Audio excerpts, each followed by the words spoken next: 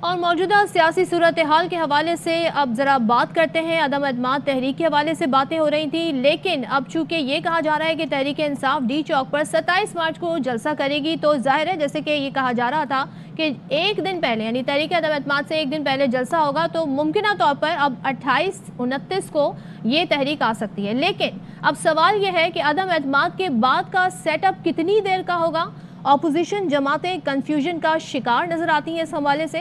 وزیر اعظم کے خلاف عدم اعتماد ہوئی نہیں اور نون لیگی رہنما نئے الیکشن کی باتیں کرنے لگے ہیں۔ سعد رفیع کی گفتگو سب کے سامنے ہے، وہ کہتے ہیں 15 ماہ میں مسائل حل نہیں ہو سکتے، فوری طور پر الیکشن کی طرف جانا ہوگا۔ شہباز شریف اسمبلی مدت پوری کرنے جبکہ نواز شریف فوری انتخابات کے حامی ہیں۔ مسلم لیگ کاف کی بات کریں، پیپلز پارٹی کی بات کریں تو موجودہ اسمبلیوں کی مدت پوری کرنے کے حق میں ہیں۔ پرویز الہی 1.5 سال کے لیے پنجاب کی وزارت اعلیٰ سنبھالنا چاہتے ہیں۔ کیا مسلم لیگ کاف، اب یہ سوالات ہیں کچھ کہ چند ماہ کے لیے پنجاب کی وزارت اعلیٰ قبول کرے گی؟ اور کاف لیگ کو وزارت اعلیٰ کی پیشکش پر نون لیگی ایم پی ایس کے تحفظات بھی سامنے آ گئے ہیں۔ اسی حوالے سے بات کریں گے، چودھری غلام حسین نے ہمیں جوائن کیا ہے، ارشد شریف صاحب بھی ہمارے ساتھ ہیں۔ چودھری صاحب، سر کیا کہیے گا؟ سب سے پہلے تو ذرا اس کنفیوژن کی بات کریں نون لیگ کی، خاص طور پر کیونکہ ان کی پارٹی پنجاب کو لے کے کافی تحفظات کا اظہار بھی کرتی رہی ہے نئے سیٹ اپ کے حوالے سے۔ شاہد خاقان سعد رفیع کہتے ہیں کہ ہمیں نئے الیکشن کی طرف جانا چاہیے، جبکہ شہباز شریف بظاہر لگتا ہے کہ 1.5 سال مدت پوری کرنا چاہتے ہیں عدم اعتماد کے بعد کا جو سیٹ اپ ہے۔ آپ کے خیال میں جو ڈویژن ہے یہ انہی باتوں کی وجہ سے ہے یا کچھ اور بھی ان کے مسائل ہیں نون لیگ کے؟ اور بھی مسائل ہیں۔ پھر نواز شریف اور مریم جو ہیں وہ سمجھتے ہیں کہ اگر نئے الیکشن ہوں تو اس میں ہم آ سکتے ہیں۔ اگر 1.5 سال شہباز یا اور کوئی بن گیا تو ممکن ہے کہ ہمارا اب لگے ہی نہ اور ہماری سزائیں جو ہے کنفرم ہو جائیں باقی عدالتوں سے، اور ہم تو ہمیشہ کے لیے آؤٹ ہو جائیں گے۔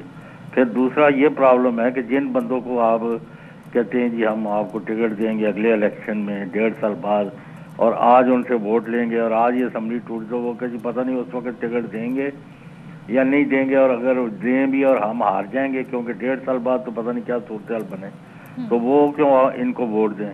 اور پھر پارٹی کے اندر ڈویژن یہ بھی ہے کہ مریم گروپ حاوی ہونا ہے یا نواز شریف نے حاوی ہونا ہے یا شہباز شریف، تو باقی بھی جو پارٹی سے باہر یعنی خاندان سے باہر لوگ ہیں، مثلا سعد رفیق، شاہد خاقان عباسی، احسن اقبال، ان کے اپنے بھی کئی مسائل ہیں۔ تو اوورآل وہ یہ بھی سمجھتے ہیں کہ بڑی پارٹی ہے اور ابھی تو ہمارا ووٹ بینک انٹیکٹ ہے۔ ایز اے ریزلٹ اگر خدا کسی وجہ سے، جو کہ فی الحال اس وقت عمران خان حکومت کے جانے کے امکانات جو ہیں 40% سے زیادہ نہیں رہ گئے۔ ٹھیک ہے، ارشد صاحب آپ کیا کہیے گا؟ آج سعد رفیع کہتے ہیں کہ 3 ماہ کے بعد ظاہر جو مدت ہوتی ہے فوری الیکشن کرانے کی، اس کے بعد فوری الیکشن کرائے جائیں۔ 1.5 سال اس موجودہ سیٹ اپ کے ساتھ ہم ویٹ نہیں کریں گے، بہت سارے مسائل ہیں جو کہ حل بھی نہیں ہو سکتے ہیں 1.5 سال میں۔ تو آپ سمجھتے ہیں کہ جو کاف لیگ کو آفر کی گئی ہے وزارت اعلیٰ کی، وہ ایکسیپٹ کریں گے صرف 3 ماہ کے لیے؟ مطلب ابھی تو وہ اسپیکر پنجاب اسمبلی ہے پرویز الہی، کیونکہ انہی کا نام آ رہا ہے وزارت اعلیٰ کے لیے۔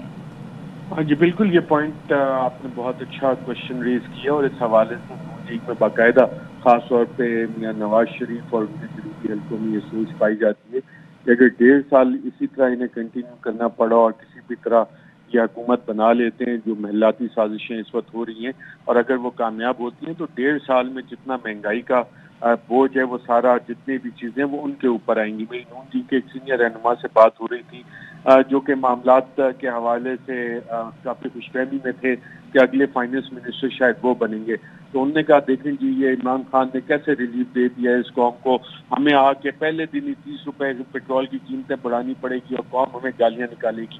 تو یہ والی ساری چیزیں جو ہیں وہ ساری دیکھ رہے ہیں کہ جناب اگر 1.5 سال انہوں نے حکومت چلانی ہے تو کافی سارا بوجھ ان پہ آئے گا۔ عمران خان صاحب پاکستان تحریک انصاف کافی مشکل معاشی حالات میں سے ملک کو نکال کے جو اسٹرکچرل ریفارمز ہیں وہ کیے ہیں۔ اور دوسری ایک اور اہم چیز جو 27 کا جلسہ اور تاریخ رکھی ہے، اس میں بہت سے چہرے ہیں جن کے اوپر نقاب پہلے تھا، وہ نقاب آہستہ آہستہ آپ کو اگلے چند دنوں میں سرکتا ہوا نظر آئے گا، اور بہت ساری ایسی چیزیں آپ کو ہوتی ہوئی نظر آئیں گی۔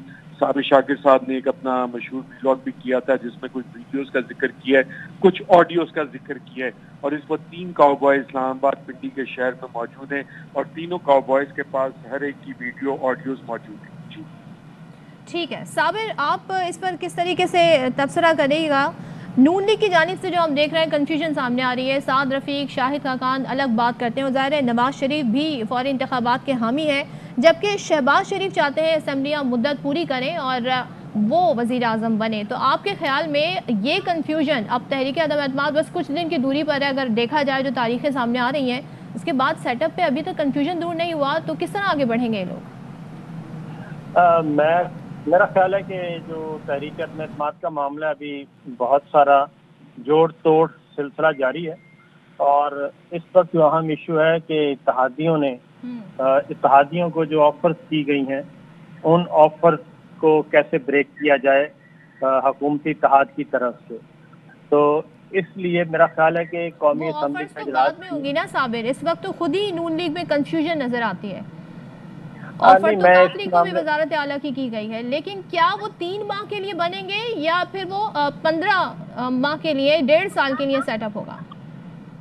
دیکھیں، میرے 1 پوائنٹ ایجنڈے پہ سب متفق ہیں، اور 1 پوائنٹ ایجنڈا ہے کہ پرائم منسٹر عمران خان کو ہٹایا جائے، اور اس کے بعد کیا ہونا ہے وہ کہتے ہیں کہ پہلے ہٹا لیں، اس کے بعد پھر بیٹھ کے بات کریں گے۔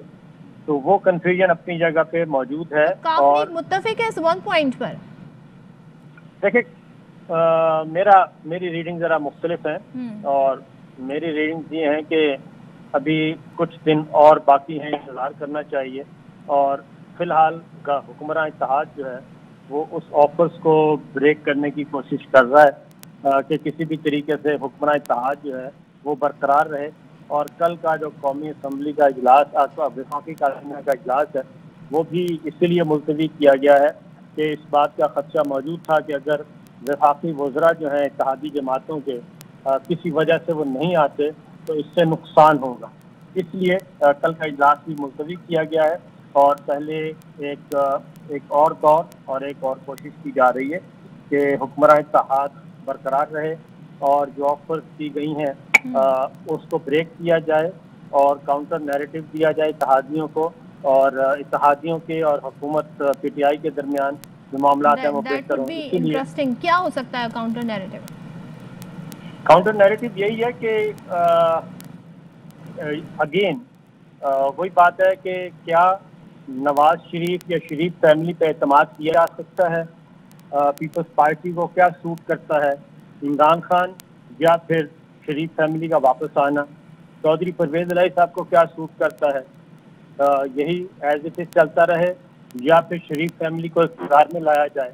تو یہ وہ چیز ہے جو کہ اس کو ذرا اسٹیبل کرنے کے لیے کوشش کی جا رہی ہے حکمراں اتحاد کی طرف، پی ٹی آئی کی طرف سے خاص طور پہ۔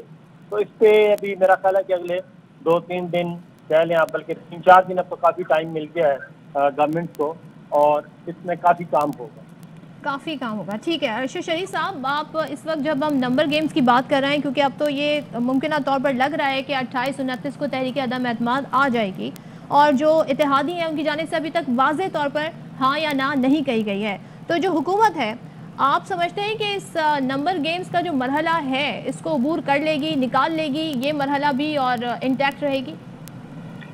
سرد دیکھیں، جب بھی اس طرح کی کہانیاں شروع ہوتی ہیں اسلام آباد جیسے شہر میں، تو اس کے پیچھے محلاتی سازشیں کافی زیادہ ہوتی ہیں۔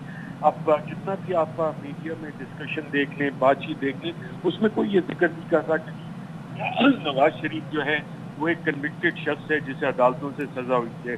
شہباز شریف جسے پروجیکٹ کیا جا رہا ہے، یہ وہ شخص ہیں جس کے ٹی ٹی کے مقدمے چل رہے ہیں، اور اس کو بھی آج کل بیک گراؤنڈ میں جو چند چہرے جن کے اوپر نقاب ہے ان کو بھی رکوانے کی کوشش کر رہے ہیں کہ جو احتساب کا عمل تھا وہ آگے نہ چلے۔ اور آپ ساری چیزوں میں دیکھیں کہ کون سی ایسی شخصیت ہے جو وزیر اعظم بھی کہتے ہیں، جو سارے اکٹھے ہوئے ہیں، آپ کو مختلف پلیٹ فارمز پہ نظر آتے ہیں جنہوں نے ماضی میں کرپشن نہ کی ہو، اور ان سب کو روکنے کے پیچھے وہ کون سی شخصیات تھے، کون سا نظام ایسا ہے جس کے چہرے پہ ایک نقاب پڑا ہوا ہے۔ وہ نقاب میرا خیال سے کھینچنے کا وقت آ گیا، اور حکمران جماعت میں خاص طور پہ وزیر اعظم وہ نقاب کھینچنے کی طرف جا رہے ہیں۔ اور 27 کا جو جلسہ رکھا گیا ہے اس میں جب حکومتی وزراء یہ کہتے ہیں کہ کوئی دل کی باتیں کریں گے तो साबिर शाकिर से आपको पूछना चाहिए कि कौन सी ऑडियोज और वीडियोज हैं जिसका उन्होंने अपने वीलॉग पे जिक्र किया। हमारे एयरवाई के नाज़रीन को भी बताएं कि कौन कौन से काउबॉयज शहर में बैठे, किसके पास किसकी ऑडियो है, किसकी वीडियो है। एक और अहम सवाल, एक अहम नुक्ता जिस पर इस वक्त हम बात भी करना चाहेंगे।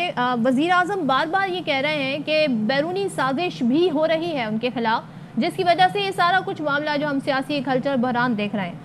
अगर सिटिंग पीएम के खिलाफ कोई इस तरह की बैरूनी साजिश हो रही है तो उसको रोकना, उसका मुकाबला करना किसका काम है? बिल्कुल, ये हुकूमत का अपना ही काम है, हुकूमती इदारों का काम है। लेकिन आप जब इस बैरूनी साजिश का जिक्र करते हैं तो उसको आपको मुल्क के अंदर भी उसके सहूलतकार आपको चाहिए होते हैं। और इस तरह की बहुत सारी केस स्टडीज़ हैं, इंटरनेशनल केस स्टडीज़ हैं। रिजीम चेंज के हवाले से पाकिस्तान में 2 मॉडल इस्तेमाल होते हैं। जब जुल्फ़िकार अली भुट्टो ने आलमी ताकतों को बाकायदा चैलेंज किया था तो उनके हवाले से भी काफ़ी सारी चीज़ें शुरू हुई थी और मुल्क ने फिर 1977 के वाक़यात देखे। और उस वक्त भी मामला क्या था, जो कहा जाता है कि हेनरी किसिंगर ने कहा था तुम न्यूक्लियर ऑप्शन पर ना जाओ और हम अगर तुम इस पे गए तो तुम्हें मिसाल बना दिया जाएगा दुनिया के लिए। और फिर वो हुआ। और ये वाली किताबें एक फौजी जर्नैल हैं जो प्रोग्राम से रिलेटेड है, उन्होंने अपनी किताबों में लिखी है कि बिल्कुल ऐसा ही मामला हुए थे और जुल्फ़िकार अली भुट्टो को मिसाल बना दिया गया। अब वज़ीर आज़म Imran Khan larger strategic shift एक पाकिस्तान जो नेशनल सिक्योरिटी पॉलिसी भी आया कि हम अमरीकी पिट्ठू बनने की बजाय हम एक बैलेंस फॉरेन पॉलिसी लेके चलेंगे। हम रूस के साथ भी ताल्लुकात रखेंगे, चीन के साथ भी रखेंगे, अमेरिका के साथ भी रखेंगे, यूरोपियन यूनियन के साथ भी रखेंगे और पाकिस्तान की जो खुद मुख्तारी है उस पर सौदेबाजी नहीं होगी। और माजी में हम देखते रहे हैं कि पाकिस्तान के मुख्तलिफ जो इदारे हैं, पाकिस्तान का जो क्रिटिकल स्ट्रक्चर है, गवर्नेंस स्ट्रक्चर है, उसमें हर जगह पे काफ़ी जगह पे जो पपेट्स हैं वो बैठ के बैरूनी खेल खेलते हैं। और अंडर डेवलप्ड वर्ल्ड में बाकायदा तौर पे ये फार्मूले सेट हुए हैं कि मीडिया में कितने स्पॉट्स आपने बाय करने हैं, मीडिया ओनर्स कौन कौन से आपने साथ मिलाने। और इस सारे खेल में जब ये सारा खेल बना है तो ये सारी चीज़ें भी सामने आई हैं कि लाहौर में एक मीडिया ग्रुप है जो माजी में भी कुछ किरदार अदा करता रहा, काफी के साथ भी रिश्तेदारी है। एक कराची के बिजनेसमैन है जिनका कि LNG इंपोर्ट वगैरह से बिजनेस है, वो सारे इंटरमीडिएट का किरदार भी इसमें अदा होता रहा है। और अगर ये चीज़ें आगे चलें और इस पर तहकीकात हो तो एक और असगर खान केस जैसे आपको किरदार नजर आएंगे कि कौन कौन से किरदार थे इसमें। और शायद वज़ीर आज़म को वक्त आ गया है कि वो बोर्ड से सुने और अनाउंस करें कि जिस तरह अफजल खान केस में चेहरे बेनकाब हुए, इस सारे केस में और खेल में कौन कौन से वो चेहरे हैं जो कि बेनकाब होने चाहिए। और ये पुतली तमाशा कब तक इसी तरह चलता रहेगा कि क्या इस मुल्क में आगे जाना है या कि उन्हीं लोगों के साथ, उन्हीं आजमाए हुए लोगों के साथ आपने इस मुल्क में बैकग्राउंड तो खबर तो ये भी है कि वज़ीर आज़म के पास सबूत भी हैं, तो क्या मंजर आम पर ला सकते हैं वो? ये तो आप साबिर शाकिर से पूछे। मैं 2 दफा सदफ आपको कह चुका हूँ, सारी खबर साबिर शाकिर के पास है। बिल्कुल, साबिर साथ ही है, वो आपकी बात भी सुन सकते हैं। जी साबिर, आप बताएं हमें क्या खबर है आपके पास इस हवाले से? जी बिल्कुल, मेरा ख्याल है कि मेरे पास इतनी खबरें हैं जितनी अफसर भाई के पास है, लेकिन मामला काफी है। अभी कार्ड और खेले जाने हैं और 27 तारीख से पहले काफी कार्ड खेलने की उम्मीद है और अभी कुछ कार्ड खुलेंगे और जैसे जैसे ये सियासत का खेल तो खुलेगा 27 मार्च का जलसा जो है वो फुल ऑफ सरप्राइजेज और न्यूज होगा। फिर मेरा अपना ख्याल है कि शायद जलसे की नौबत ना आए। अच्छा, जरूरत ना पड़े, जलसे की नौबत ना पड़े। देखते हैं क्या होता है। तो वक्त अब बहुत कम रह गया है, मुकाबला सख्त हो गया है और फिर अब बयानात भी आने शुरू हो गए हैं। नून लीग के कैंप में क्या चल रहा है, पीपल्स पार्टी क्या सोच रही है और हुकूमत की जानिब से क्या कहा जा रहा है, इसी हवाले से बात कर रहे थे। चौधरी गुलाम हुसैन हमारे साथ थे, अरशद शरीफ, साबिर शाकिर, आप तीनों का बहुत शुक्रिया।